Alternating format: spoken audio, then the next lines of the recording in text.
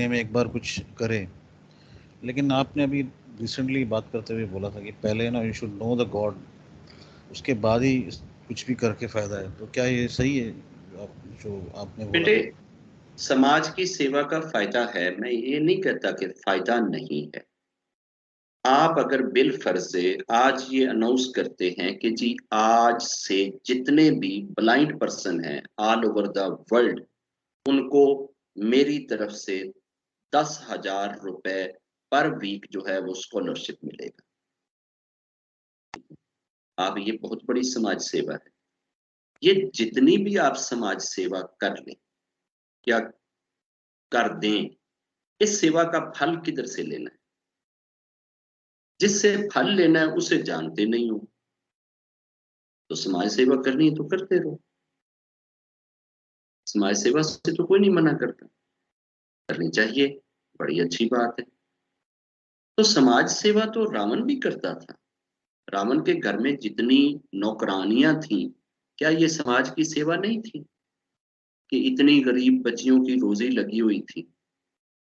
रावण के घर में जितनी वो शहजादियां थीं जो महारानियां बनी हुई थी, क्या ये समाज सेवा नहीं थी कि यार इतनी औरतों को एक महारानी का प्रोटोकॉल मिला हुआ है? 70,000 की उसके पास सेना थी। तो रावण ने जो सेना भर्ती की हुई थी, उनकी बीवी बच्चों का खर्चा रावण के घर से जा रहा था, ये समाज सेवा नहीं थी? रावण का मुझे कोई एक काम बता दे सवाए सीता माता की किडनैपिंग के, बाकी सारे का सारा समाज सेवा था। तो वो सारी की सारी समाज सेवा राम जी को नजर नहीं आ रही थी कि यार ये तो बड़ा समाज सेवक है? तो वो सेवक बहुत था, समाज में उसने बहुत कुछ किया, लेकिन उसके पास अगर ये चीज होती कि मेरा खुदा मुझसे नाराज हो जाएगा कि मैं किसी की दूसरे की धर्म पत्नी के ऊपर हाथ डालूं, तो वो ये पाप क्यों करता? यार सोचने की बात यह ना कि उसके पास कुछ 25-30 तो पहले ही थी। ते 25-30 ते तेरी भुख नहीं मरन दी यार। तूने एक फकीर की जनाब कुल्ली में ही जाके हाथ डालना है, उधर से ही जाकर तूने पकड़ना है, फिर ही तेरी कोई बड़ी सेटिस्फेक्शन होएगी। तो दूसरी तरफ वो समाज सेवक तो बहुत अच्छा था। हम चाहे समाज सेवक हो तो चाहे हम पुजारी हो, अगर हम पूजा करना शुरू कर देते हैं, जप करना शुरू कर देते हैं, जो भी को हमें नाम आता है हम उसका जप करते रहते हैं, और अगले 100 साल तक हम उधर बैठ के जप करते रहे, तो उस जप का भला, उस जप का लाभ, उस जप का फल किससे लेना है? किसी समंदर के मगरमच्छ ने तो नहीं देना, किसी मेंढक ने भी नहीं देना, सूर्य ने भी नहीं देना, चंद्रमा ने भी नहीं देना, पृथ्वी ने भी नहीं देना, आकाश ने भी नहीं देना, गंगा जी भी नहीं देगी। तो देना किसने है? खुदा ने। तो खुदा को मानता नहीं। तो खुदा को मान कर ये चीजें करेंगे तो फिर इसका लाभ आएगा।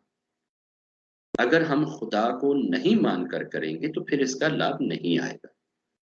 और इवन एक शख्स खुदा का बिलीवर था, खुदा के मानने वाला था, खुदा का पुजारी था। तो ये जूस के समय की बात है, मोसेस जी से पहले की बात है। उस वक्त एज बड़ी लंबी होती थी। उसने 350 के 400 के ईयर के राउंड अबाउट उसने रब की पूजा करी, इतनी लंबी पूजा करी। अब जब वो इतनी लंबी पूजा करके रब के दरबार में गया, तो रब ने ना उसका हिसाब नहीं लिया। बगैर हिसाब के उसे कहा कि जाओ यार, मैंने तुम्हें अपनी रहमत से बख्श दिया। भाई साहब को ख्याल आया कि यार मैं तो बड़ा पुजारी था, मैंने तो बड़ी पूजा करी थी और बड़ी कोई समाज सेवा भी मैंने करी थी और बड़ी नेकियां मैंने करी थी। तो वो मेरी नेकियां शेकियां किधर गई? अगर रब ने मुझे अपनी रहमत से ही बख्शना है, तो फिर मैं इतना क्यों खपता रहा हूं? और वो जो मेरी खपत है वो किधर गई? उसका क्या फल, उसका क्या लाभ होएगा? तो भाई साहब थोड़ा सा आगे जाके ना वापस आ जाते हैं। कहते हैं वैसे रब्बा माफ करें, एक छोटा सा क्वेश्चन है मेरा। रब ने क्या, हाँ 10 की क्वेश्चन। रब्बा मैं 350 वर्ष सिर्फ तेरी पूजा की थी और मैं कोई काम नहीं किया दुनिया में। जो मेरी 350 वर्षां दी पूजा किधर गई? जड़ा तू ये मैनू कहन दिया कि जाओ मैंने तुझे अपनी रहमत से बख्शा। क्या अभी भी आपने मुझे अपनी रहमत से ही बख्शना है? मेरी पूजा के बदले उनका ज़हन ये था कि रहमत से तो उसको बख्शा जाना चाहिए जिसके पास एक भी नेकी ना हो।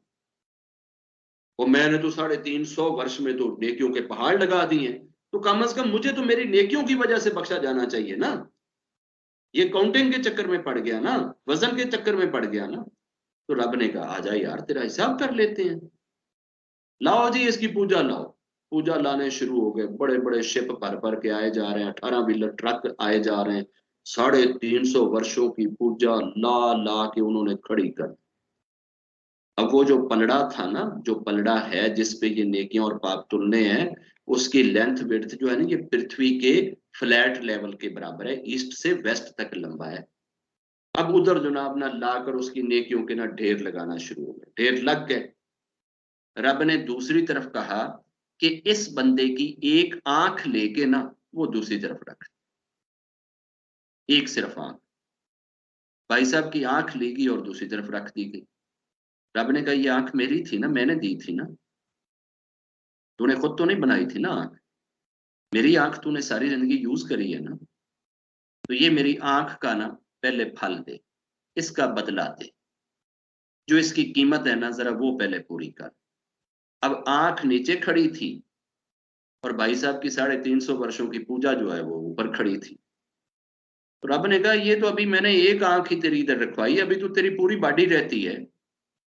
ਤੇ ਨਾਲ ਦੇ ਨਾਲ ਹੀ ਭਾਈ ਸਾਹਿਬ ਨੂੰ ਸਮਝ ਆ ਗਈ ਕਿ ਇੱਥੇ ਇਹ ਵਾਲਾ ਖਾਤਾ ਗਲਤ ਹੋ ਜਾਏਗਾ। ਜੇ ਰੱਬ ਨੇ ਥੋੜਾ ਜਿਹਾ ਅੱਗੇ ਹਿਸਾਬ ਲੈਣਾ ਸ਼ੁਰੂ ਕਰਿਆ ਤੇ ਹਾਲੇ ਤੇ ਬੜੀਆਂ ਵੱਡੀਆਂ ਵੱਡੀਆਂ ਸ਼ਈਆਂ ਵੀ ਆਣੀਆਂ ਨੇ, ਹਾਲੇ ਤੇ ਹਾਰਟ ਵੀ ਆਣਾ ਹੈ, ਲੰਗਸ ਵੀ ਆਣੇ ਨੇ, ਕਿਡਨੀ ਵੀ ਆਣੇ ਨੇ, ਸਟਮਕ ਵੀ ਆਣਾ ਹੈ, ਬ੍ਰੇਨ ਵੀ ਆਣਾ ਹੈ, ਪਤਾ ਨਹੀਂ ਕੀ ਕੀ ਚੀਜ਼ਾਂ ਆਣੀਆਂ ਨੇ। ਉੱਥੇ ਹੀ ਉਹ ਫੌਰਨ ਚਰਨੀ ਲੱਗ ਗਿਆ, ਕਹਿੰਦਾ ਰੱਬਾ ਮਾਫ ਕਰ ਦੇ, ਮੇਰੇ ਕੋਲੋਂ ਗਲਤੀ ਹੋ ਗਈ ਹੈ, ਮੈਨੂੰ ਤੂੰ ਆਪਣੀ ਰਹਿਮਤ ਨਾਲ ਹੀ ਬਖਸ਼ ਦੇ। ਉਹਨੇ ਕਿਹਾ ਠੀਕ ਹੈ, ਹਿਸਾਬ ਕਰਨਾ ਤੇ ਹਿਸਾਬ ਕਰ ਲੈਣਾ, ਜੇ नहीं करना ਤੇ ਇਸ ਤਰ੍ਹਾਂ ਚਲੇ ਜਾਓ। ਉਹਨੇ ਆਪਣੀ ਚੁੱਕੀ ਅੱਖ ਤੇ ਭੱਜ ਗਿਆ ਵੀ ਇੱਥੇ सौखी जान छुड़ा लो, चंगे रह जाओगे। अगर हम रब को नहीं मानते और हम समाज सेवक हैं, हम अगर उस बंदे की तरह पहाड़ों जितनी भी नेकियां इकट्ठी कर लें और रब के पास चले जाएं, अगर रब उन सारी नेकियों को भी हमारे सिर्फ इस छंगली उंगली के बदले में रख ले और फिर कहे कि जनाब ये जो तूने सबसे लास्ट वाली उंगली सारी जिंदगी जो यूज करी है ना, ये सिर्फ उसकी कीमत है, तूने जितनी भी समाज सेवा करी, अब बता मैं तेरे साथ अब क्या करूं, अब बाकी के बदले में मैं तेरे साथ क्या करूं। तो फिर हम क्या जवाब देंगे? हम यही कहेंगे कि रब्बा असि तो तेन मन्ने ही नहीं, हूं तू जो मर्जी कर ले। रब का मानना ये नेकियों में सबसे ऊंची नेकी है और रब का ना मानना पापों में सबसे बड़ा पाप।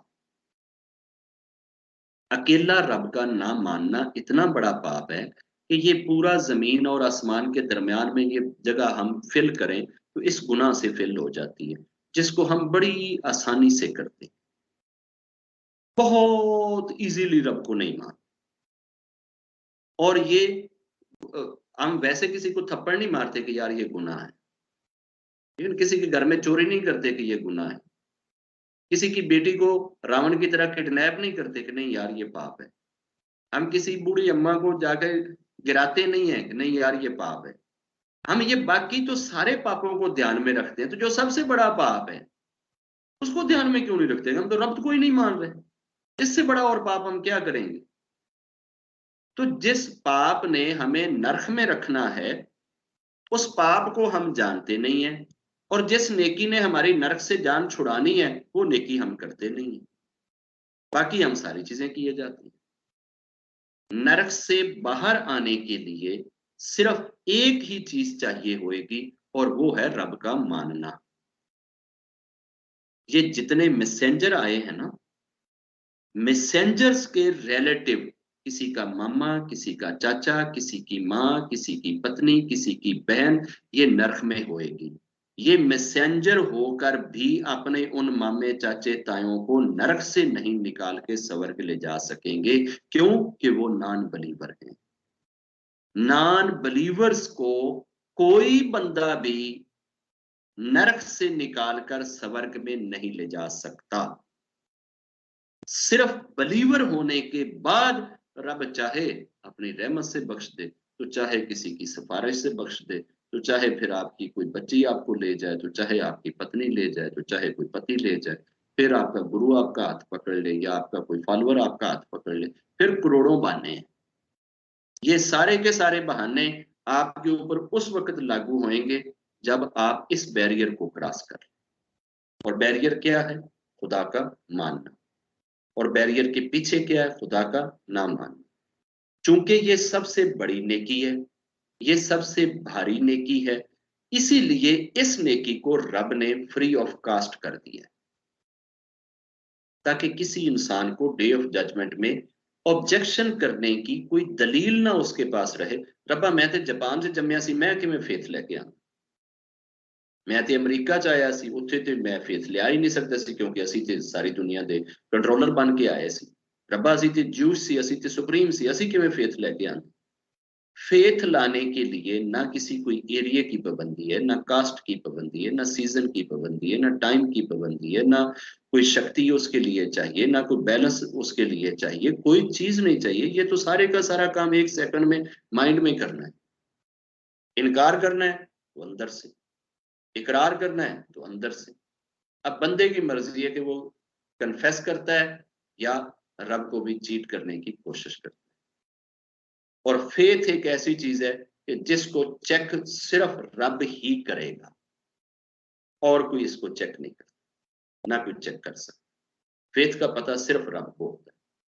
तो उस रब के साथ ना कोई बंदा चीटिंग नहीं कर सकता, उसे कोई धोखा नहीं दे सकता, उसके साथ कोई फ्रॉड नहीं कर सकता। ये नहीं हो सकता कि इधर सारी जिंदगी नॉन बिलीवर रहो और उधर पहुंचे और अब्बा एवं तेन लगता है असल च मैं तो बहुत बड़ा बिलीवर सी, तेन तो पता ही नहीं चलिया, तू तो समझ ही नहीं सकिया, मैं तो तेन बड़ा बिलीव करता सी, मैं तो तेन बड़ा मानता सी।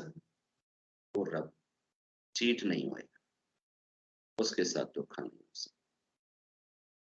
रब अपनी रहमत से हमें अपना बिलीव भी दे, अपना विश्वास भी दे, अपना फेथ भी दे, अपना प्यार भी।